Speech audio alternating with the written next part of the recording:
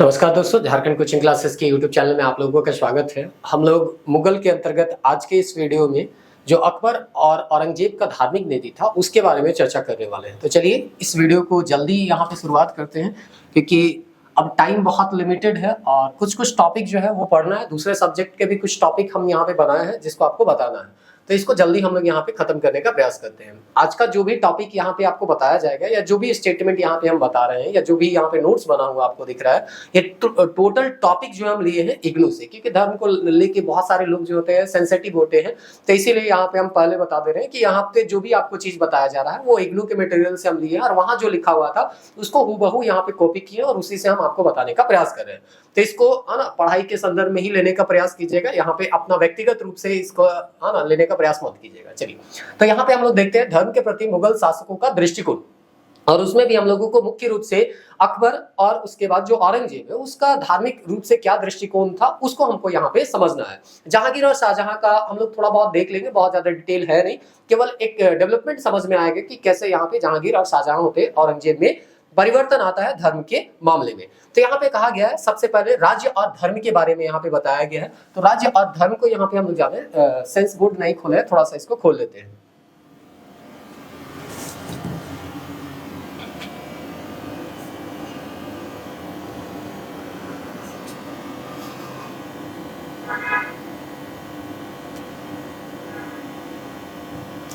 हाँ, तो राज्य और धर्म के मामले में यहाँ कहा जा रहा है कि राज्य और धर्म, यानी कि जैसे कि यहाँ पे हम लोग बोलते हैं ना कि हमारा देश जो है वो धर्मनिरपेक्ष है, तो उसी तरह से मुगल प्रशासन में या मुगल साम्राज्य था उसका क्या धर्म था उसको हम लोग यहाँ पे समझने का प्रयास करते हैं। फर्स्ट पैराग्राफ में बोलता है मुगल शासकों पर कोई संवैधानिक प्रतिबंध नहीं लगा हुआ था, इसीलिए वे निरंकुश थे और किसी के प्रति वे उत्तरदायी भी नहीं थे। तो जैसे हम लोग जानते हैं उस समय राजशाही शासन था, राजा या सुल्तान जो बोल दिया वही कानून बन जाता था, इसीलिए कहा जा रहा था यहाँ पे कोई संवैधानिक प्रतिबंध नहीं था। जैसे कि हम लोग का संविधान है वो कहता है हमारा जो देश है वो एक धर्मनिरपेक्ष राष्ट्र है, लेकिन ऐसा मुगल काल में कोई संविधान नहीं था जिसके अनुसार बादशाह या सुल्तान जो है अपने आप को निर्देशित करते या चलते। इसीलिए कहा जाता है कि वे निरंकुश थे और किसी के प्रति उत्तरदायी न थे, न तो जनता के प्रति उत्तरदायी थे न किसी दूसरे समूह के प्रति वो उत्तरदायी थे। आगे बोलता है अतः उनके कार्य और नीतियां एक प्रकार से राज्य की ही नीतियां बन जाती थी। कहने का मतलब है राज्य का नीति और उनका व्यक्तिगत नीति में कोई डिफरेंस देखने को मिलता ही नहीं है। जो सुल्तान का नीति होगा, सुल्तान जो चाहेगा वही समझिए कि राज्य का भी वही सोच है। अभी जैसे होता है ना कि आपका क्या व्यक्तिगत सोच है वो अलग है, लेकिन संविधान कुछ बोलता है उसका सोच जो होता है वो अलग होता है। तो हो सकता है दोनों में आपका मेल खाता भी हो सोच, और हो सकता है दोनों में मेल ना भी खाता हो। तो यहाँ पे कहा जा रहा है यहाँ तो वैसा था ही नहीं, क्योंकि यहाँ मुगल शासक के अंतर्गत या मुगल प्रशासन में हम लोग कोई संविधान देखेंगे ही नहीं। तो जब कोई संविधान था ही नहीं तो उसको ये क्या फॉलो करेंगे, है ना। तो इनका जो व्यक्तिगत नीति था वही यहाँ पे राज्य का भी नीति बन जाता है। मतलब सुल्तान जो बोल दिया वही कानून हो गया। ये जो बार बार आपको लाइन कहा जा रहा है इसका मतलब यही है। मुगल राज्य की अपनी कोई धार्मिक नीति नहीं थी, तो राज्य का अपना कोई धार्मिक नीति नहीं था। यह नीति मुगल सम्राट की सोच और व्यक्तिगत दृष्टिकोण पर निर्भर करती थी। यानी मुगल साम्राज्य का अगर हम पूछा जाए या मुगल जो एक तरह से कह सकते हैं काल है, वहां पे वो मुगल साम्राज्य उसका धार्मिक नीति क्या था, तो वैसा कुछ यहाँ पे था नहीं। कहता है कि मुगल बादशाह जिस तरह के धार्मिक नीति अपनाते थे, समझ लीजिए मुगल प्रशासन में भी वही धार्मिक नीति बन जाता था। तो फिर से वही बात यहाँ पे बोल रहा है कि अगर किसी का व्यक्तिगत सोच में धार्मिक सहिष्णुता आएगा तो मुगल प्रशासन में आपको धार्मिक सहिष्णुता देखने को मिलेगा। अगर किसी में कट्टरवाद देखने को मिलेगा व्यक्तिगत सोच में, जैसे कि औरंगजेब में देखने को मिलता है, तो वहां पे मुगल प्रशासन में भी कट्टर गतिविधियां आपको देखने को मिलेंगी। तो वही चीज यहाँ पे बोल रहा है, कोई धार्मिक नीति मुगल प्रशासन का या मुगल राज्य का नहीं था। यह नीति मुगल सम्राट की सोच और व्यक्तिगत दृष्टिकोण पर निर्भर करता था कि मुगल बादशाह किस तरह का सोच रखता है और किस तरह का दृष्टिकोण रखता है। अकबर और जहांगीर काफी हद तक सहिष्णु थे। शाहजहां अपने पूर्वजों के बनाए रास्ते से कई मामलों में अलग हटकर चला और औरंगजेब के शासनकाल में धार्मिक और हिंदू विरोधी कदम स्पष्ट रूप से उठाए गए। तो इस तरह से कंक्लूजन यहाँ पे करता है कि यहाँ पे जो सुल्तान का सोच होता है वही मुगल राज्य का धार्मिक नीति बन जाता है। तो शुरुआत में कहा गया अगर हम धार्मिक नीतियां देखें या उस समय का जो गतिविधि है उसको हम समझे तो हमको मिलता है कि अकबर और जहांगीर जो थे वो धार्मिक रूप से काफी सहिष्णु थे। यहाँ पे शाहजहां में थोड़ा सा कट्टरता यहाँ पे आता है और औरंगजेब में तो काफी कट्टरता यहाँ पे देखने को मिलेगा। तो ये कंक्लूजन या पृष्ठभूमि के तौर पे आप यहाँ पे लिख सकते हैं। यहाँ तो हम लोग शुरुआत में पढ़ रहे हैं तो ये पृष्ठभूमि हो जाएगा। औरंगजेब की व्यक्तिगत सोच और अंदर छुपी कुंठा और गलानी काम कर रही थी उसके कट्टरतापन के पीछे। तो अभी हम लोग जब पूरा डिटेल पढ़ेंगे अंत तक तो पता चलेगा कि कैसे उनका या उसके दिमाग में यमन में कुंठा और गलानी था और उसी का परिणाम आपको धार्मिक कट्टरता के रूप में देखने को मिलेगा। धार्मिक है ना, धर्म का एक तरह से कहते हैं चोला पहन के वो काम कर रहा था। अब हम लोग एक एक करके जो मुगल बादशाह है उसके बारे में धार्मिक नीति को यहाँ पे जानने का प्रयास करेंगे। जैसा कि आपको बताया गया आपके सिलेबस में केवल अकबर और औरंगजेब के बारे में पढ़ना है, यहाँ पे शाहजहां और जहांगीर के बारे में नहीं पढ़ना है। लेकिन शाहजहां और जहांगीर जो है बहुत ज्यादा धार्मिक नीति में परिवर्तन करेगा भी नहीं, बस एक आध पैराग्राफ है, तो एक सीक्वेंस में पढ़ेंगे तो उसको भी थोड़ा बहुत जान लेंगे, क्योंकि लिखने में या डेवलपमेंट में आपको सहायता थोड़ा सा पता चलेगा। तो कहा जाता है 1560 से 65 के बीच का काल जो होता है, इस काल में सम्राट ने राजपूतों से वैवाहिक संबंध स्थापित किए, तीर्थ कर हटा दिया, जजिया कर समाप्त कर दिया 1564-1563 में, और युद्ध बंदियों को इस्लाम धर्म में परिवर्तन करने पर रोक लगा दी। तो अकबर का जो नीति है 1560 और 65 यानी शुरुआती चरण में हम देखते हैं तो सबसे पहला यहाँ पे हमको पता चलता है कि वो जो है वैवाहिक संबंध किससे अपनाता है, राजपूतों से यानी हिंदुओं से वैवाहिक संबंध अपनाता है। दूसरा जो है तीर्थ यात्रा जो कर लगता था, टैक्स लगता था, इसको भी हटा दिया गया 1563 से 1563 में। जजिया जो टैक्स लगता था वो भी गैर मुसलमानों के ऊपर, वो भी हटा दिया गया 1564 में। और उसके बाद यहाँ पे जो युद्ध में पकड़े गए जो बंदी होते थे उसको इस्लाम धर्म स्वीकार करने के लिए कभी कभी मजबूर किया जाता था।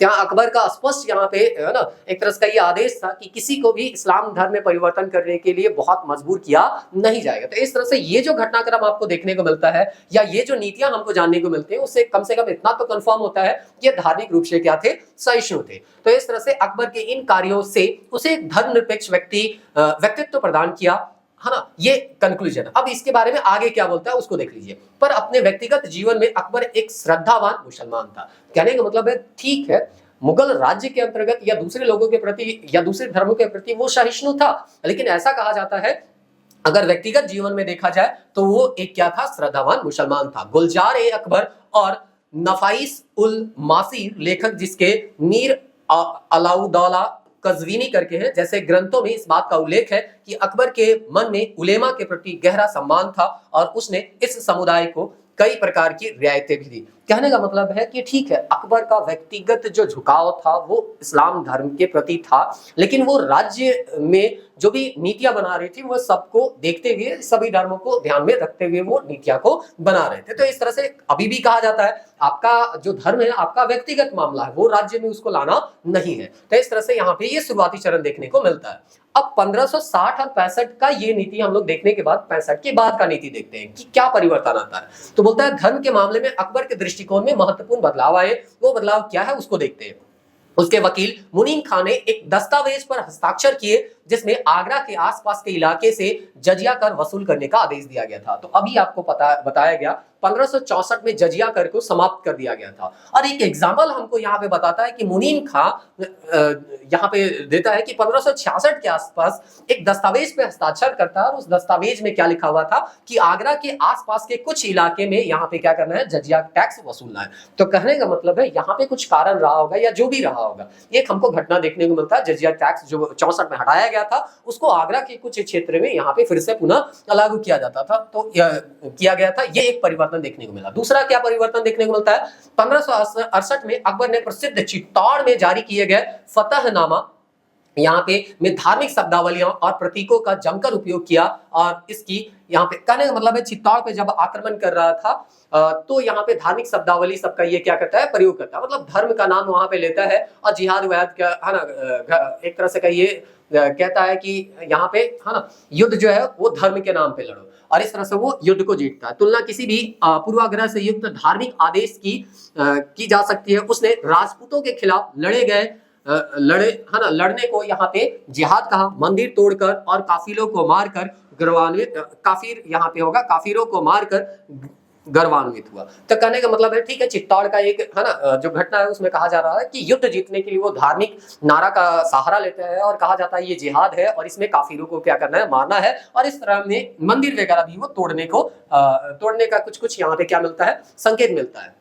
आगे बोलता है सरायफ ए उस्मानी के अनुसार सम्राट ने बेलग्राम के काजी अब्दुल समद को वहां हिंदुओं द्वारा की जाने वाली मूर्ति पूजा रोकने का आदेश देता है। तो कहीं पे जजिया पुनः लगाया जा रहा है, कहीं चित्तौड़ पे आक्रमण हो रहा है तो वहां पे धार्मिक नारा दिए जा रहे हैं, जिहाद कहा जा रहा है वहां पे, है ना। तो इस तरह से यहाँ पे कहा जा रहा है कि बेलग्राम जो है उसमें काजी अब्दुल समद को वहां पे कहा जा रहा है हिंदुओं का जो मूर्ति पूजा है उस पर क्या कर देना है, रोक लगा देना है।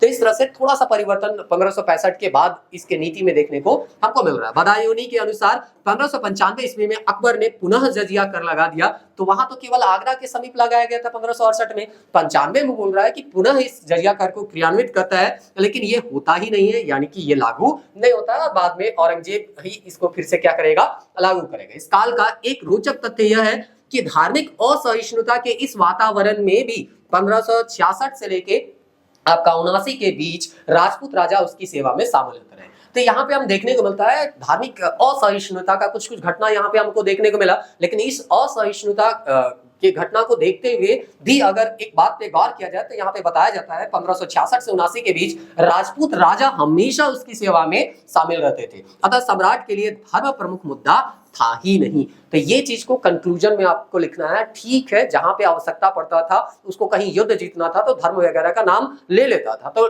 यहाँ पे उनका मुख्य उद्देश्य यहाँ पे शासन करना था, धर्म प्रमुख मुद्दा तो था ही नहीं, ये चीज बोला जा रहा है। अकबर का मुख्य उद्देश्य क्या था, कि आखिर उसका उद्देश्य क्या था, वो चीज यहाँ पे देखिए 2 लाइन में लिखा हुआ है। स्थानीय सरदारों को नियंत्रण में रखना, तो पहला उद्देश्य था कि जो भी स्थानीय सरकार है या राजा है उसको नियंत्रण में रखना। तो चित्तौड़ के ऊपर अगर आक्रमण आपको पता होगा, पिछले वीडियो हम देख रहे थे कि उसको जीतना उसके लिए सबसे मुश्किल हुआ और अपने जीवन में तो वो जीत भी नहीं पाया। तो इस तरह से महाराणा प्रताप के साथ युद्ध हुआ था, हल्दी घाटी का युद्ध, ये सब आप पढ़े होंगे। तो कहा जाता है कि अगर जो पड़ोसी राज्य है उसके ऊपर नियंत्रण करना है तो थोड़ा बहुत वो धर्म का क्या करता था, सहारा ले सकता था, क्योंकि मुख्य उद्देश्य उसका क्या था कि पड़ोसी राज्य या सरदारों के ऊपर उसका क्या हो, नियंत्रण हो। और उस नियंत्रण को स्थापित करने के लिए अगर धर्म का भी सहारा लेना पड़े तो वो पीछे हटता नहीं था चित्तौड़ में, जो कि हम लोग देखे भी। राजनीतिक उद्देश्य की पूर्ति के लिए धर्म को औजार के रूप में प्रयोग किया जाता था। अभी बहुत बार इलेक्शन में भी बहुत आरोप प्रत्यारोप लगाए जाते हैं कि धर्म के नाम पे वोट मांगा जा रहा है। तो इस तरह से यहाँ पे भी कहा जा रहा है राजनीतिक उद्देश्य की पूर्ति के लिए भी वो धर्म को औजार के रूप में क्या करता था, प्रयोग करता था। ऐसा यहाँ पे हमको पढ़ने को मिलता है इग्नू के ही किताब में। आगे बोलता है अब अकबर को इससे पूरा फायदा नहीं मिला। जब अकबर को इससे पूरा फायदा नहीं मिला तो उसने यह नीति को स्थगित कर दी। कहने का मतलब है ये जो नीति में परिवर्तन किया गया था अकबर के द्वारा, उसके बाद देखने को मिला कि बहुत ज्यादा इसका कोई फायदा हो नहीं रहा है, क्योंकि 2 उद्देश्य था, वो 2 उद्देश्य पूरी करने में ये फायदा नहीं हुआ ये नीति, तो इसको क्या कर दिया, इसको स्थगित कर दिया। और इस तरह से यहाँ पे धार्मिक नीति में थोड़ा फिर से परिवर्तन आपको देखने को मिलेगा। और 1575 में एक इबादत खाना जो है फतेहपुर सीकरी में इसका क्या किया जाएगा, स्थापना किया जाएगा। ये इबादत खाना क्या था उसके बारे में जानते हैं। बोलता है अकबर ने इस्लाम धर्म के सिद्धांत के विभिन्न मुद्दों पर है ना मुक्त बहस करने के लिए इसकी स्थापना की। तो यहाँ पे आपका इबादत खाना, इबादत खाना में यहाँ पे कहा जा रहा है कि जो भी इस्लाम धर्म के सिद्धांत थे, जो भी उनका सिद्धांत था, उस पे मुक्त यहाँ पे आपको क्या करना था, बहस करना था, बिना डरे बहस करना था, ताकि यहाँ पे सही सिद्धांत क्या है वो अकबर को यहाँ पे पता चल सके। आरंभ में केवल मुस्लिम सुन्नियों को इस बहस में हिस्सा लेने का मौका मिला। तो ये सुन्नी सुल्तान थे, इसलिए सुन्नियों को ही बहस करने का मौका मिला। लेकिन बाद में कहा जाता है सितंबर 78 में सम्राट ने इबादत खाना के द्वार सबके लिए खोल दिए। वो कौन कौन थे, तो सूफी थे, सिया थे, ब्राह्मण थे, जैन थे, ईसाई थे, यहूदी थे, पारसी थे। तो कहने का मतलब है शुरुआत में इबादत खाना जो है वो सुन्नियों के लिए खोला गया, लेकिन बाद में सभी धर्मों के लोगों को यहाँ पे बुलाया गया और बोला गया कि आपके धर्म का मुख्य सिद्धांत क्या है, और सभी धर्मों का सार को यहाँ समझने का अकबर जो है इबादत खाना में प्रयास करता है। तो इबादत खाना में हुए विवाद से अकबर ने एक नई दिशा मिली। तो इस तरह से सारे धर्मों का जब डिबेट हुआ, सारे धर्म को जानने वाले जो विद्वान थे वो आए और अपने अपने धर्म के बारे में जब बताए तो बोलता है उनको एक नया दिशा क्या होता है मिलता है, वह यह जान सका कि सभी धर्मों का मूल तत्व तो एक ही है।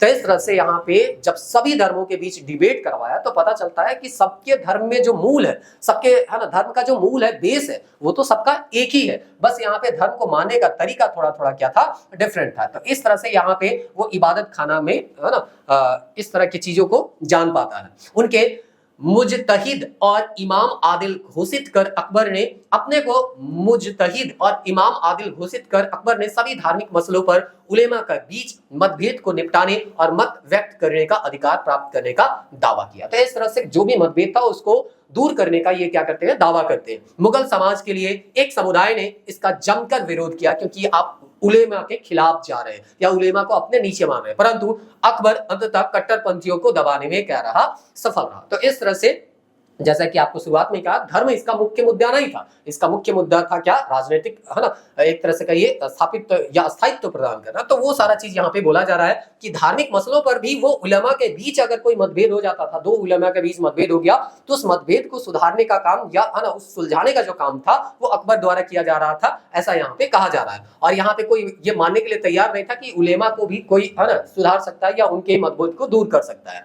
अब यहाँ पे देखते हैं इबादत खाने के बाद जो दूसरा इनका प्रयोग था वो था तौहीद ए इलाही, जो कि 1582 में यहाँ पे शुरू किया गया था। यहाँ पे इग्नू किताब में ही लिखता है, इसे प्रायः दीन ए इलाही कहा जाता है, जो कि गलत है। अब यहाँ पे बहुत सारा इसके पीछे रीजन हो सकता है, हम यहाँ पे लिख दिए हैं, है ना, इसमें अभी हम लोगों को फिलहाल जाना नहीं है। यह एक प्रकार का समन्वयकारी पंथ था, मतलब यहाँ पे सभी धर्मों को एक तरह से कह सकते हैं सार जो था, कोऑर्डिनेशन बना के चलता था। इसमें सभी धर्मों का सार संग्रह था। तौहीद ए इलाही दैवीय एकेश्वरवाद था। इस पंथ का कोई धार्मिक ग्रंथ या पुजारी नहीं था, ना तो कोई इसका धार्मिक ग्रंथ था, ना ही इसका कोई पुजारी था। इसमें दीक्षा के अलावा कोई अनुष्ठान समारोह नहीं था। तो यहाँ पे बहुत ज्यादा कर्मकांड भी नहीं था, केवल एक दीक्षा होता था और उसके अलावा यहाँ पे कोई भी अनुष्ठान नहीं था। अबुल फजल इस पंथ का प्रधान पुरोहित था। याद रखिएगा, इस धर्म में दीक्षा प्राप्त करने वाला व्यक्ति अपनी पगड़ी और सिर को अकबर के चरणों में रखता था। सम्राट पगड़ी उठाकर उस व्यक्ति के सर पर रखकर शब्दस्थ अपना स्वरूप प्रदान करता था। तो कहने का मतलब बहुत सिंपल सा यहाँ पे दीक्षित करने का था कि अपना पगड़ी उसके पैर पे रख दीजिए, वो उठा के आपका सिर पे फिर से पहना देगा और इस तरह से आप जो है इस धर्म में एक तरह से दीक्षित हो जाइएगा। हिंदू राजाओं में बीरबल इस पंथ का अनुयायी बन गया। इस पंथ को कुल 18 शिष्य थे। संभवतः अकबर द्वारा इस नए पंथ को बनाने का उद्देश्य अपने चारों ओर एक निष्ठावान वर्ग खड़ा करना था, जिन्हें वह आध्यात्मिक दिशा प्रदान कर सके।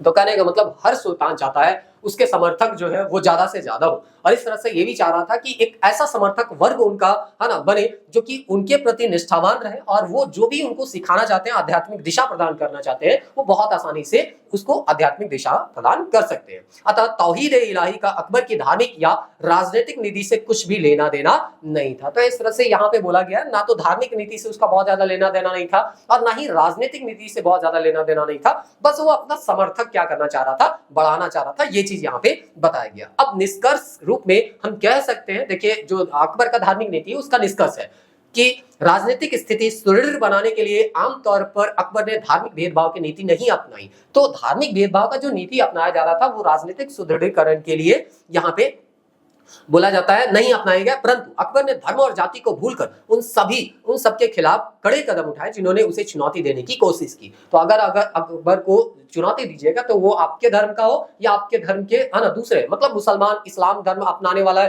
तो भी उसके विरोध है ना वो जाएगा, और हिंदू धर्म वाला था या राजपूत था तो उसके खिलाफ भी वो क्या कर रहा था, कदम उठा रहा था। कहने का मतलब है जो भी उसको चुनौती देता था, चाहे वो किसी भी धर्म का हो, उससे वो क्या करता था, उसके खिलाफ कदम उठाता था। बोलता है कि यहाँ पे है ना अपनी सामाजिक और वैचारिक मूल्यों की सीमा का अतिक्रमण किया है। यह भी ध्यान दिया जाना चाहिए कि किसी भी धार्मिक समुदाय के खिलाफ कड़ा रुख नहीं अपनाया गया, बल्कि व्यक्तियों को दंड दिया गया। तो पूरे समुदाय के लिए यहाँ पे कुछ नहीं किया गया, केवल और केवल किसी व्यक्ति, कोई पर्टिकुलर व्यक्ति अगर अकबर को चुनौती दे रहा था तो उस व्यक्ति के खिलाफ यहाँ पे कुछ कदम उठाए जाते हैं, ना कि पूरे समुदाय के खिलाफ, है ना। तो ये जो था अकबर का नीति था। उम्मीद करते हैं ये समझ में आपको थोड़ा सा आ गया होगा। जहांगीर वाला जो है वो जैसा कि आपको बताया गया सिलेबस में है नहीं, तो थोड़ा थोड़ा यहाँ बताते हैं, डेवलपमेंट समझ में आ जाएगा। फिर हम लोग औरंगजेब के बारे में पढ़ेंगे। बोलता है समग्र रूप से जहांगीर ने अपने पिता के उदारवादी दृष्टिकोण का पालन किया। यानी कि हम देखें तो मोटा मोटी पता चलता है कि जो उदारवादी दृष्टिकोण अकबर का था वही उदारवादी दृष्टिकोण कौन रखते हैं, जहांगीर रखते हैं। अतः आरपी त्रिपाठी के अनुसार कहा गया है कि अपने पिता से ज्यादा और पुत्र खुर्रम से ये कम कट्टर था। यानी कि इसका बाद जो आएगा शाहजहां, वो थोड़ा सा ज्यादा क्या रहेगा, कट्टर रहेगा, और अपने पिता से ये थोड़ा सा कम यहाँ पे सहिष्णु रहेगा। मतलब दोनों का बीच का ट्रांजिशन फेस हम कह सकते हैं। गुरु अर्जुन सिंह, मान सिंह सूरी, शेख अहमद सरहिंदी जैसे लोग व्यक्तिगत रूप से उनके कोपभाजन बने, पूरे धार्मिक समुदाय को इसका दंड नहीं भेजना पड़ा, तो यहाँ नहीं भोगना पड़ा। तो कहने का मतलब यहाँ पे आपको बताया जा रहा है कि यहाँ पे भी इनका भी वही था कि किसी को व्यक्तिगत दंड दिए, पूरे समुदाय को दंड नहीं देते। अब्दुल लतीफ और शरीफ जैसे कई मुसलमानों को केवल इसलिए कैद खाने में डाल दिया गया क्योंकि उनके विचार सम्राट से पसंद नहीं थे। तो ऐसा नहीं है कि केवल हिंदुओं के साथ ऐसा किया गया, खुद के धर्म या इस्लाम धर्म को अपनाने वाले को भी इस तरह से सजा दिया गया अगर वो सम्राट का समर्थन नहीं करते। दूसरी तरफ जहांगीर 3 बार जदरूप गोसाई के पास गया और उसके साथ हिंदू दर्शन पर विचार विमर्श करता है। तो यहाँ पे हिंदू दर्शन पे विचार विमर्श करने के लिए वो जदरूप गोसाई के पास भी जाता है। तो इस तरह से घटनाक्रम आपको देखने को मिल रहा है। जहांगीर के शासनकाल में हिंदू मनसबदारों का प्रतिशत कम नहीं हुआ, यानी पहले जितना था उतना ही आपको अभी भी देखने को मिलेगा। उसने कभी भी हिंदू मंदिरों को तोड़ने की नीति नहीं अपनाई, उसने जजिया भी लागू नहीं किया, वह जोर जबरदस्ती से इस्लाम कबूल कराने के पक्ष में भी नहीं था। तो कहने का मतलब है अकबर के समान ही इसका नीति देखने को मिलता है, धार्मिक नीति। शाहजहां अगर हम देखें तो कहा जाता है 1627 में गद्दी पर बैठने के साथ इस्लाम की विचारधारा का राज्य के मामले में हस्तक्षेप होने लगा। तो इस तरह से राज्य के मामले में थोड़ा सा कट्टरता इसमें आ जाएगा। सिजदा या झुककर सलाम करने की प्रथा चलाई गई थी, परंतु शाहजहां ने प्रथा को समाप्त कर दिया, क्योंकि सिजदा खुदा के सामने किया जा सकता है, किसी सुल्तान के सामने नहीं। तो इस तरह से सिजदा को ये क्या कर देते हैं, समाप्त कर देते हैं। शाहजहां ने सिजदा के स्थान पर 4 तस्लीम की प्रथा शुरू की। इसके अतिरिक्त अमल ए सालिही के लेखक बताया कि सम्राट के आदेश से बनारस के आसपास 76 मंदिर क्या किए गए थे, तोड़े गए थे। तो अभी हम देखें जहांगीर जो है किसी मंदिर को तोड़ने को ये आदेश नहीं देता है, लेकिन शाहजहां जो है यहाँ पे बोलता है 76 मंदिर जो है बनारस के आसपास तोड़वाने का आदेश दिया था। उनका तर्क था कि कोई भी नया मंदिर नहीं बनवाया जा सकता है, ताजा सनम खाना। तो कहने का मतलब है कि नया मंदिर आपको बनाना नहीं है। हाँ, शाहजहां के शासनकाल से पहले बने मंदिरों को तोड़ा भी नहीं जा सकता है, ऐसा। तो नया मंदिर नहीं बनाना है, लेकिन पुराना मंदिर को तोड़ना भी नहीं है। इसीलिए तो बोला गया कि ट्रांजिशन होते होते आपको जहांगीर में थोड़ा कम कट्टरता देखने को मिलेगा, शाहजहां में कट्टरता बढ़ जाएगा और औरंगजेब पे अपने चरम सीमा में कट्टरता देखने को मिलेगा। परंतु इस्लामी कानून के खिलाफ सम्राट संगीत और चित्रकला का संरक्षण दिया करता था और इस मामले पर मुसलमान कट्टरपंथियों को जोर नहीं चलता था। कहने का मतलब है कि अपना जो मन करता था उसको मानता था, जो नहीं मन करता था उसको मानता नहीं था। इस्लाम में तो संगीत और चित्रकला भी एक तरह से कहिए वहां पे उसको बैन था, लेकिन ये उसको क्या करता है, समर्थन देता है और इस तरह से बोलता है मुसलमान कट्टरपंथी का इसमें कोई जोर नहीं चलता है कि आप इसको क्यों एक तरह से कहिए बढ़ावा दे रहे हैं। ध्रुपद सम्राट का प्रिय राग था। सम्राट ने प्रसिद्ध हिंदू संगीतकार जगन्नाथ को प्रोत्साहन दिया और बाद में उसने महाकवि राय की उपाधि भी सम्मानित की। तो इस तरह से यहाँ पे व्यक्तिगत, इसीलिए शुरुआत में ही कहा जाना था राज्य का धर्म का कोई मामला या नीति नहीं था, राजा का व्यक्तिगत दृष्टिकोण पर निर्भर करता था कि मुगल राज्य का जो धार्मिक नीति होगा वो किस तरह का होगा। शाहजहां अकबर के रास्ते से थोड़ा हट गया। जहांगीर ने कमोवेश अकबर के पद का ही अनुमान किया, परंतु शाहजहां ने कभी गैर मुसलमानों पर जजिया नहीं लगाया। इसके अलावा पहले की उपेक्षा उसे हिंदू मनसबदारों की संख्या भी काफी कमी नहीं आई। तो कहने का मतलब है कि ना तो जजिया ये लगाता है, जैसे जहांगीर भी नहीं लगाया था, शाहजहां ने लगाया, औरंगजेब यहाँ पे लगाएगा। तो इस तरह से जजिया भी नहीं लगाया और मनसबदारों की संख्या जो है हिंदू मनसबदारों का वो भी कम देखने को नहीं मिलता। अब यहाँ पे हमको पूरा डिटेल में जानना है औरंगजेब के बारे में। ये थोड़ा सा लंबा है, अकबर से भी थोड़ा सा लंबा पड़ेगा। तो उम्मीद करते हैं यहाँ तक अब वीडियो में बने हैं तो इसको भी समझने का प्रयास किया है ना आप लोग करेंगे। चलिए, तो यहाँ पे हम लोग देखते हैं, बोलता है एक एक करके थोड़ा सा इसको आराम से समझने का प्रयास कीजिएगा। औरंगजेब का शासनकाल विवादों से घिरा है। विद्वान के विचार में खासकर धर्म के मामले में काफी मतभेद है। तो हम लोग ऐसे भी नाम इनका सुनते रहते हैं वर्तमान समय में भी। तो इसका धर्म के मामले में क्या विचार था उसको लेकर थोड़ा थोड़ा मतभेद हमको देखने को मिलता है। इस दृष्टिकोण से हम विद्वानों को 3 कोटियों में विभक्त करते हैं। ये इग्नू से जैसा हम बताया वहां पे ये लिखा हुआ है, जिसमें जदुनाथ सरकार, SR शर्मा और AL श्रीवास्तव औरंगजेब को धार्मिक कट्टरतावाद और पक्षपात के लिए दोषी ठहराते हैं। तो आपको जब आंसर राइटिंग करना है तो उसी तरह से यहाँ पे भी करना है कि कौन धार्मिक रूप से कट्टरवाद के पक्ष में है, कि औरंगजेब था तो जदुनाथ सरकार, SR शर्मा और AL श्रीवास्तव। लेकिन इसी के अपोजिट अगर सिवलो नुमानी, जहीरुद्दीन फारूकी और इस्तेयाक हुसैन कुरैशी है ना, ये बोलते हैं औरंगजेब के सभी कार्यों को राजनीतिक प्रकृति का मानकर न्यायोचित ठहराते हैं कि वो जो था धार्मिक मामला नहीं था, वो इसका राजनीतिक मामला था, साम्राज्य विस्तार के लिए वो काम कर रहा था या राजनीति में अपने आप को मजबूत करने के लिए कर रहा था, तो उसका समर्थन करते हैं। सतीश चंद्र और अतहर अली जैसे निष्पक्ष रूप अपनाते हुए औरंगजेब के कार्यों का विश्लेषण करते हैं और पक्ष विपक्ष के तर्क जाल में नहीं उलझते कि ना तो वो है ना धार्मिक कट्टर था कि नहीं था, ये पक्ष विपक्ष में ना उलझ के यहाँ पे वो उनके कार्यों का क्या करते हैं, विश्लेषण करते हैं और इस तरह से निष्पक्ष रुख अपनाने का प्रयास करते हैं सतीश चंद्र और अतहर अली। अब इसी को आपको ध्यान में रख के अपना पूरा आंसर जो है लिखना है। हम औरंगजेब के कार्यकलापों को 2 भागों में विभक्त कर सकते हैं, गौण असंगत अध्यादेश और प्रधान आदेश, जिन्हें राज्य नीति का हिस्सा समझा जाता है। कहने का मतलब एक गौण आदेश होगा और दूसरा जो होगा एक प्रधान आदेश होगा। हम इन आदेशों और कार्यों पर क्रम से विचार करेंगे और उनके आधार पर औरंगजेब की धार्मिक नीति का मूल्यांकन करेंगे। सबसे पहले निम्नलिखित मुद्दों पर विचार कीजिए। देखिए यहाँ पे 8 स्टेटमेंट आपको पढ़ने को दिया जाएगा। 8 स्टेटमेंट पढ़ने के बाद यहाँ पे 8 स्टेटमेंट में कौन धार्मिक रूप से कट्टर गतिविधि था या नीति था वो बताया जाएगा, कौन नहीं था ये बताने का प्रयास किया जाएगा। तो चलिए एक एक करके हम लोग 8 जो यहाँ पे मुद्दे हैं उनको एक एक करके जाने का प्रयास करेंगे। तो प्रथम मुद्दा क्या था? औरंगजेब ने सिक्कों पर कलमा खुदानी की प्रथा बंद कर दी। सिक्कों के पैर के नीचे पड़ने से अथवा इस्लाम को ना मानने वाले काफिरों द्वारा इसे स्पर्श करने से पाक कलमे के नापाक हो जाने का भय था। तो इसमें कट्टरता तो कोई दिखता है नहीं, सीधे सीधे बोल रहा है कि कोई भी सिक्का में यहाँ पे कलमा नहीं लिखा जाता था, यानी इस्लाम धर्म के प्रति जो आस्था होता था उसको यहाँ पे लिखना होता था, तो वो खुदवाता नहीं था, क्योंकि सिक्का अगर जमीन पे जाके किसी का पैर पड़ेगा तो एक तरह से कलमा जो है वो क्या हो जाएगा, यहाँ पे एक तरह से कहिए काफिरों द्वारा इसे स्पर्श करने के पाक कलमे नापाक हो जाएंगे, ऐसा करके लिखता है।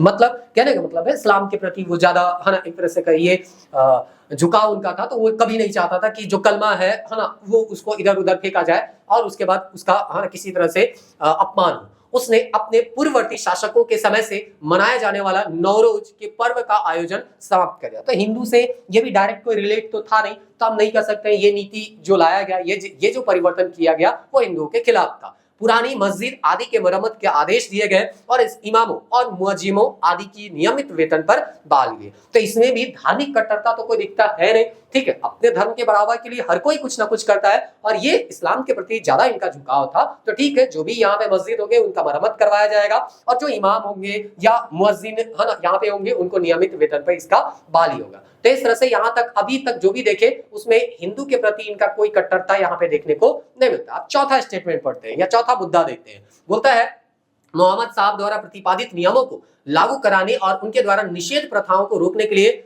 मुहतसिब की नियुक्ति की गई। शराब पीना, भांग खाना, जुआ खेलना और वैश्यावृत्ति इस्लाम धर्म में मनाही है, अतः इन पर रोक लगाया गया। तो अगर इस पर रोक लगाया जा रहा है तो हिंदू धर्म में क्या परिवर्तन या हिंदू धर्म को क्या नुकसान है? कुछ भी नुकसान नहीं है, क्योंकि ये सामाजिक एक तरह से कहिए बुराई है और सामाजिक बुराई अगर समाप्त किया जाएगा तो हिंदू धर्म के लिए बेहतर होगा। तो इस तरह से यहाँ पे कहा जा रहा है कि इस स्टेटमेंट से भी धार्मिक कट्टरता का नीति हमको पता नहीं चलता है। एक यहाँ पे बोलता है मुहतसिब, यहाँ पे नैतिक आचरण देख रेख करने वाला नियुक्त किया जाता था और उसका काम क्या था? शराब पीना। तो शराब पीना तो ऐसे भी समाज के लिए गलत है, तो इस तरह से यहाँ पे इसको रोकना था। भांग खाना भी गलत था, जुआ खेलना भी गलत था, वैश्यावृत्ति भी गलत था और इस्लाम धर्म में मनाही थी इसकी, और ये दूसरे धर्म के धर्म में भी क्या करते, बुराई फैला सकते थे, तो इसको भी यहाँ पे समाप्त किया गया। तो हम ये भी कर सकते हैं कि ये जो मुद्दा है वो इस मुद्दे को पढ़ने के बाद या इस तथ्य कथन को पढ़ने के बाद हम ये नहीं कर सकते हैं कि धार्मिक रूप से वो क्या था, कट्टर था। धार्मिक रूप से कट्टर कौन होगा वो लास्ट के एक स्टेटमेंट से आपको पता चलेगा।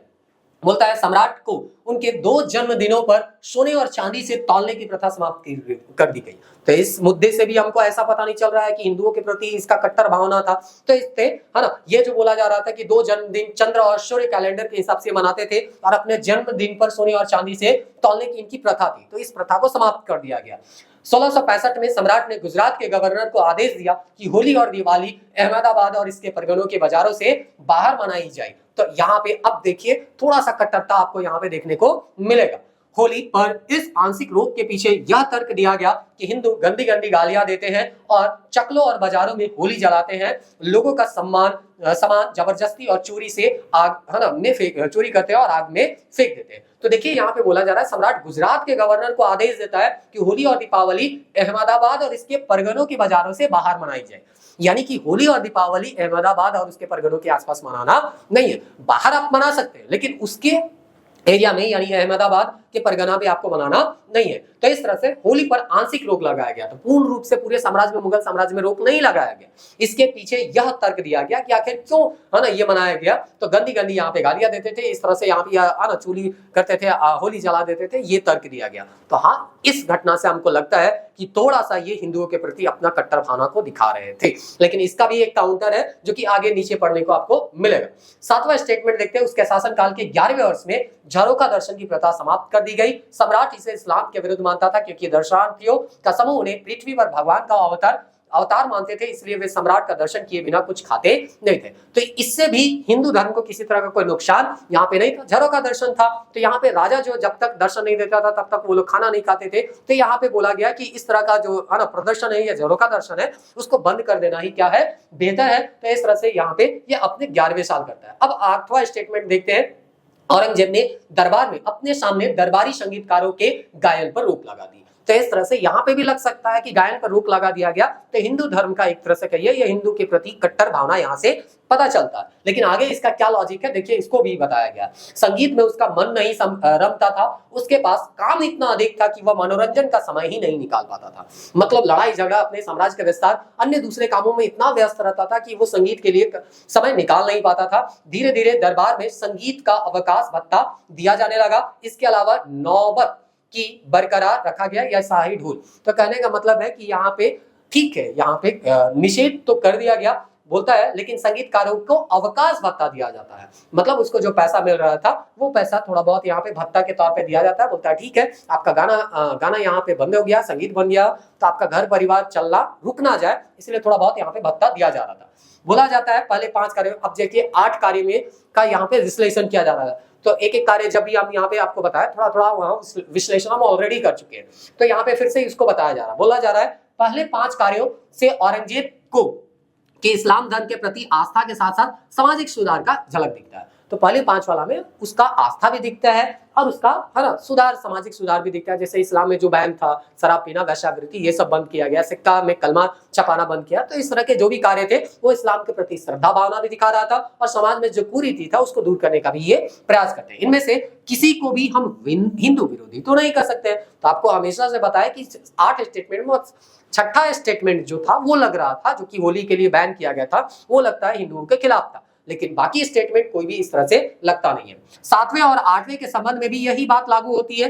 केवल 6ठा कार्य जो कि है ना होली वाला था, सीधे हिंदुओं को प्रभावित करता है और जदुनाथ सरकार की टिप्पणी करते हैं। तो जदुनाथ सरकार जो कि इसको कट्टर है ना मानते थे, वो क्या टिप्पणी करते हैं वो देख लीजिए। बोलता है यह निश्चित रूप से होली के मामले में पुलिस कानून और दिवाली के मामले में धर्मांधता था। तो यहाँ होली के मामले में पुलिस कानून, होली तो वहां पे जान रहा है हुड़दंग हो रहा है, तो उसको रोकने के लिए हो सकता है पुलिस या कानून या है ना उसको रोकने के लिए किया गया। लेकिन दिवाली के संदर्भ में अगर ऐसा किया तो वो उसका धर्मांधता था, यानी कि धर्म के बारे में उसको कोई जानकारी यहाँ पे नहीं था, या है ना एक तरह से कहिए हिंदुओं के प्रति उसकी कट्टर जो भावना थी उससे वो उजागर हो रहा है, ऐसा यहाँ पे कहते हैं। लेकिन अब इसका काउंटर कैसे किया गया उसको देखिए। बोलता है जदुनाथ सरकार का यह कथन विचारणीय है, मतलब हम इसमें विचार कर सकते हैं, परंतु सरकार एक ध्यान में नहीं रखते, एक बात जो है कथन ध्यान में नहीं रखते, पूरे साम्राज्य में होली और दिवाली पर रोक नहीं लगाई गई थी। तो यहाँ पे आपको इग्नू किताब में दिया गया है कि जदुनाथ सरकार एक बात पे ध्यान नहीं देते हैं, वो इस बात पर ध्यान नहीं दे रहे कि केवल एक जगह अहमदानगर का जो अहमदाबाद है उसका एक तरह से कहिए कुछ परगना है उसमें रोक लगाया गया था, ना कि पूरे साम्राज्य में। तो इसे औरंगजेब के अन्य आदेश के परिप्रेक्ष्य में सरकार को यानी जदुनाथ सरकार को रख कर क्या करना चाहिए देखना चाहिए। जैसे दूसरे मामले क्या है, जब यहाँ पे 1969 ईस्वी में बुहारनपुर में प्रतिद्वंदी गुटों के बीच संघर्ष होने पर उसने मुहर्रम और का जुलूस निकालने पर प्रतिबंध लगा दिया। तो यहाँ पे देखिए बोला जा रहा है जब यहाँ पे प्रतिद्वंदी गुटों के बीच यहाँ पे क्या हो गया संघर्ष हो गया, तो यहाँ पे सीधे सीधे बोल दिया गया कि यहाँ पे मुहर्रम और जुलूस निकालना नहीं है। तो केवल वो होली को या दीपावली को बैन नहीं कर रहा था, अगर दूसरा जो खुद का धर्म है उससे भी उसको समाज में किसी तरह का कोई नुकसान दिख रहा था तो उसको भी वो क्या कर रहा था बैन कर रहा था, चाहे वो मुहर्रम हो है ना मुहर्रम का जुलूस हो। यह प्रतिबंध भी एक पुलिस कानून ही था, जैसे होते हैं ना कानून व्यवस्था बनाए रखने के लिए हम लोग कुछ कदम उठाते हैं, तो उसी तरह से यह था। और दीपावली और होली की तरह यह किसी खास प्रांत तक सीमित नहीं था बल्कि संपूर्ण मुगल राज में लागू था। तो दीपावली और होली को जो मनाने से रोका गया था वो तो एक पर्टिकुलर जगह पे रोका गया था, लेकिन ये जो मुहर्रम यहाँ पे रोका गया, मुहर्रम का जुलूस, वो तो पूरे राज्य पे रोका गया। तो हम कैसे कर सकते हैं कि वो जो है यहाँ पे उसका कट्टरता है, तो उसको भी जदुनाथ सरकार को क्या करना चाहिए देखना चाहिए। झरोखा दर्शन से संबंधित 7वें कार्य से हिंदू समुदाय का कोई सरोकार तो था ही नहीं, यह इस्लाम के सिद्धांतों के प्रति सम्राट के व्यक्तिगत दृष्टिकोण का क्या था परिणाम था कि उसका क्या व्यक्तिगत सोच है। वो 8वें आदेश में दरबार संगीत पर रोक लगा दी गई। अब इसे भी हिंदू के खिलाफ एक कदम मानना गलत होगा। इस आदेश से खुशहाल खां और विश्राम खां जैसे दरबारी मुस्लिम संगीतकार भी प्रभावित हुए। तो ऐसा नहीं है कि हिंदू संगीतकार ही इससे प्रभावित होते हैं, जो मुस्लिम संगीतकार थे वो भी तो प्रभावित हुए। तो केवल हिंदू के नाम पे बैन किया गया ये कहना थोड़ा सा उचित न होगा। इसके बावजूद कुलीनों ने संगीत सुनना बंद नहीं किया, यानी अमीर जो थे वो तो थोड़ा बहुत संगीत सुनते ही थे। अब हम उन प्रधान अध्यादेशों पर विचार करेंगे जो कि राज्य नीति के रूप में पूरे साम्राज्य में हिंदुओं को सीधे प्रभावित करती थी। इनमें से थे, अब देखिए अभी जो 8 स्टेटमेंट या कथन आपको बताया गया उसमें केवल छठा जो था, जो कि आंशिक रूप से हिंदू धर्म को प्रभावित कर रहा था। लेकिन अब जो है यहाँ पे जो आपको बताया जाएगा वो डायरेक्ट हिंदू धर्म को क्या करेगा, प्रभावित करेगा। और इसी से हम कह सकते हैं कि औरंगजेब जो था वो धार्मिक रूप से कट्टर था। और क्यों कट्टर था, कट्टरतापन क्यों आ गया था, वो भी कंक्लूजन में आपको बताया जाएगा। बोलता है अब हम उन प्रधान अध्यादेशों पर विचार करेंगे जो राज्य के नीति के रूप में पूरे साम्राज्य के में हिंदुओं को सीधे प्रभावित करती है। इनमें से सबसे पहला कदम था नए बने हिंदू मंदिरों का विध्वंस। तो जो भी नया बना मंदिर था उस सबको क्या किया जा रहा था, तोड़ा जा रहा था। शाहजहां ने भी नए बने यहाँ मंदिरों को तोड़ा था, परंतु उसका यह कार्य बनारस तक ही सीमित था। और ये तो है ना, बनारस के बाहर भी ये मंदिरों को तोड़ता। औरंगजेब का यह आदेश पूरे साम्राज्य खासकर उत्तर भारत पर लागू होता है। यानी जो भी नए मंदिर बने थे उत्तर भारत में, सभी मंदिरों को तोड़ने का आदेश देता है कौन, औरंगजेब। उसने पुराने मंदिरों को मरम्मत ना कराने का आदेश दिया। तो नए मंदिर तोड़ दिए गए और पुराने मंदिर को मरम्मत ना कराए, ऐसा यूं आदेश देते हैं। 1670 में एक फरमान जारी किया, उड़ीसा के पिछले 10 से 12 वर्षों के भीतर ईंट या मिट्टी से बने सभी मंदिरों को अविलंब तोड़ दिया जाए। तो इस तरह से यहाँ पे बोला जा रहा है उड़ीसा में पिछले 10 से 12 साल में जितने भी मंदिर बने हैं उस सबको क्या करना है, तोड़ देना है। औरंगजेब के शासनकाल में नष्ट किए गए मंदिर में बनारस का विश्वनाथ मंदिर था, मथुरा का केशव राय मंदिर था और सोमनाथ का जो पुनर्निर्मित मंदिर था वो भी यहाँ पे आता है। तो बनारस का विश्वनाथ, मथुरा का केशव राय मंदिर और इस तरह से सोमनाथ का मंदिर को ये विध्वंस किया था। बोलता है 1664 में औरंगजेब जब गुजरात का वायसराय था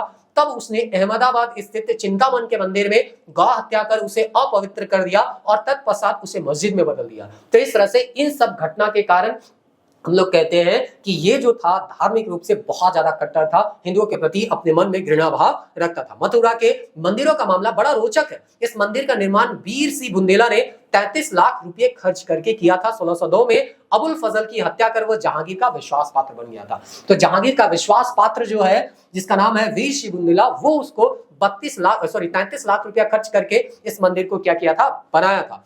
अतः उसके मंदिर को स्पर्श नहीं किया गया और औरंगजेब ने इसे विशाल मस्जिद में बदल दिया और मथुरा का नाम बदल के इस्लामाबाद कर दिया। तो इस तरह से राजा के जो समर्थक होते थे वो अगर मंदिर भी बना रहे हैं तो उसको तोड़ा नहीं जाता था, लेकिन हाँ यहाँ औरंगजेब जो है उसको मस्जिद में कन्वर्ट करते हैं। औरंगजेब ने जजिया कर को पुनः 1679 ईस्वी में लागू कर दिया। जगन्नाथ सरकार जैसे इतिहासकार ने इसे मंदिर तोड़ने की भांति धर्मांधता का परिपूर्ण कार्य बताया। तो जैसे मंदिर तोड़ के वो धर्मांधता का परिचय देता, उसी तरह से जजिया को पुनः लागू करके ये धर्मांधता का परिचय दिया, ऐसा कहा जा रहा है। पर सतीश चंद्र का मानना है इसका संबंध दक्कन समस्या, गोलकुंडा, बीजापुर और मराठा से है। वे यह भी बताते कि सम्राट गहरे राजनीतिक संगठन में फंसा हुआ था और वह मुसलमानों खासकर कट्टरपंथियों का सहयोग प्राप्त करने के लिए कुछ चमत्कारिक कदम उठाना चाहता था। तो कहने मतलब इसका राजनीतिक स्थिति थोड़ा थोड़ा कमजोर हो था, यहाँ पे वित्तीय स्थिति गड़बड़ा रहा था। तो सीधा मतलब है जो कट्टरपंथी लोग थे उनका इसको समर्थन चाहिए था। तो कुछ ऐसा ये काम कर रहा था जिससे कट्टरपंथी लोग जो है इनके सपोर्ट में खड़ा हो जाए। तो इस तरह से ये जो है धर्म को अपने है ना मामले में यूज करने के लिए है ना क्या करता है, धर्म का सहारा लेता है। आगे बोलता है 1665 में आदेश जारी किया गया कि हिंदू व्यापारियों को उनके माल पर 5% यहाँ पे सीमा शुल्क देना पड़ेगा। मुसलमान यहाँ 5% नहीं है, ये अभी हम ढूंढ रहे थे, इग्नू का किताब से लिखे हैं, वो किताब अभी थोड़ा सा मिला नहीं जल्दी में, तो इसको अभी हम लोग गति नहीं किए, है ना, इसको छोड़ दीजिए। मुसलमानों को मात्र 27% शुल्क देना पड़ता था। 1671 में जारी दूसरे फरमान के अनुसार खालिसा भूमि का राजस्व संग्रह केवल मुसलमान हो सकता था। तो खालिशा भूमि से जो पैसा आता था उसका संग्रह कौन कर सकता था, तो केवल और केवल मुसलमान। बाद में उसने क्या है, अनिच्छा पूर्व हिंदुओं को केवल कुछ विभागों में जगह दी, फिर भी उसकी संख्या मुसलमानों के आदेश की आधी से कम रही थी। औरंगजेब ने व्यक्तित्व में एक विरोधाभास दिखाई पड़ता, मतलब उनके व्यक्तित्व में एक विरोधाभास दिखाई देता है। वो क्या था उसको देखिए। अपने असहिष्णुता के कार्यों के विपरीत उसने राज्य के नौकरशाही में बड़ी संख्या में गैर मुसलमान अधिकारियों को नियुक्त किया। यहाँ तक भी हम लोग को पढ़ने को मिलता है सबसे ज्यादा हिंदू जो थे वो किसके काल में थे, तो औरंगजेब के काल में थे। औरंगजेब ने मनसब व्यवस्था में भी हिंदुओं का प्रतिशत कम नहीं किया, बल्कि अपने पूर्वजों की तुलना में यह कुछ ज्यादा ही था। कई हिंदुओं को बड़े पद मिले, 2 को गवर्नर भी नियुक्त किया गया था। तो इस तरह से यहाँ पे ये दिया जा रहा है। यह भी रोचक तथ्य है कि एक तरफ सम्राट बड़े पैमाने पर मंदिर तुड़वाने का आदेश देता है, वहीं दूसरी तरफ मंदिरों और पुजारियों को भरण पोषण के लिए अनुदान भी जारी करता है। तो ये विरोधाभास आपको देखने को मिल रहा है कि एक तरफ है ना, एक स्टेटमेंट पढ़ने से लगता है ये धार्मिक रूप से सहिष्णु था, लेकिन यही दूसरा स्टेटमेंट देखते तो लगता है धार्मिक रूप से वो क्या था, कट्टर था। तो ये विरोधाभास जो है उनके व्यक्तित्व में देखने को मिलता है। औरंगजेब के इन कार्यों के मनोवैज्ञानिक विश्लेषण से साफ जाहिर है कि औरंगजेब गलानी का अनुभव कर रहा था। तो इस तरह का जो मनोवैज्ञानिक विश्लेषण किया जाता है तब यहाँ पे बोला जाता जाता है कि उनको जो था वो गलानी का अनुभव था, और वो क्यों था वो देखिए। उसने अपने भाइयों की हत्या की थी और बूढ़े पिता को कैद खाने में डाल दिया था। बाबर से लेकर शाहजहां तक मुगल इतिहास में कभी भी ऐसा नहीं किया गया था जैसा कि औरंगजेब यहाँ पे करता है। उसके अंतिम कार्य से तो तुराए चगताई की भी अवमानना हुई, क्योंकि अपने पिता के जिंदा रहते वह सिंहासन पर बैठ गया था। तो इस तरह से यहाँ पे अपने भाइयों को मारता है, अपने पिता को कैद खाने में है ना डाल देता है, अपने पिता के जीवित रहते हुए वो खुद सुल्तान बन जाता है, जो कि तुराए चगताई का क्या था, एक तरह से कहिए अवमानना था। तो ये सब उसके मन में कुंठा भर दिया, गलानी भर दिया, और इसी का है ना परिणाम होता है कि वो धार्मिक रूप से अपने आप को कट्टर कर लेता है, ताकि कट्टर जो है ना मुसलमान थे या इस्लाम थे, धर्म को मानने वाले थे, वो लोग उसका समर्थन कर सके। कभी ना कभी ऐसे व्यक्ति को कुंठा, पीड़ा, पश्चाताप से गुजरना पड़ता है, अतः उसने इस्लाम का कवच ओढ़ लिया। इस दृष्टि से उसके सभी कार्य उसके व्यक्तिगत निर्णय के परिणाम थे। तो इस तरह से यहाँ पे वो जो भी काम करता है वो उसका व्यक्तिगत निर्णय था, व्यक्तिगत उसके मन में कुंठा आना जो था या पीड़ा था या जो पश्चाताप था, उसको वो धर्म का नाम लेके कवच एक ओढ़ लेता है और धर्म का नाम लेके है ना इस तरह के नीतियों को वो यहाँ के लोगों के ऊपर क्या करता है, लागू करता है। तो इस तरह से ये धार्मिक नीति था। उम्मीद करते हैं आप जो है धार्मिक नीति को थोड़ा बहुत समझ गए होंगे, और इससे रिलेटेड अगर कोई क्वेश्चन आता है तो इसको आप लोग बना लीजिएगा। हम लोग यहाँ पे राजपूत पॉलिसी भी देखेंगे। राजपूत पॉलिसी से संबंधित एक प्रश्न हम लिखे हैं, उसका आंसर लिखे हैं, तो वो एक थोड़ा सा लंबा बन जाता है वीडियो, और इसीलिए हम लोग उसको वहां पे डिस्कस नहीं किए, है ना। तो उसको नेक्स्ट वीडियो में हम लोग डिस्कस कर देंगे। तो इस तरह से धार्मिक पॉलिसी खत्म हो गया, राजपूत पॉलिसी भी आपका क्या हो जाएगा, खत्म हो जाएगा। मिलते हैं नेक्स्ट वीडियो में, तब तक के लिए जय हिंद।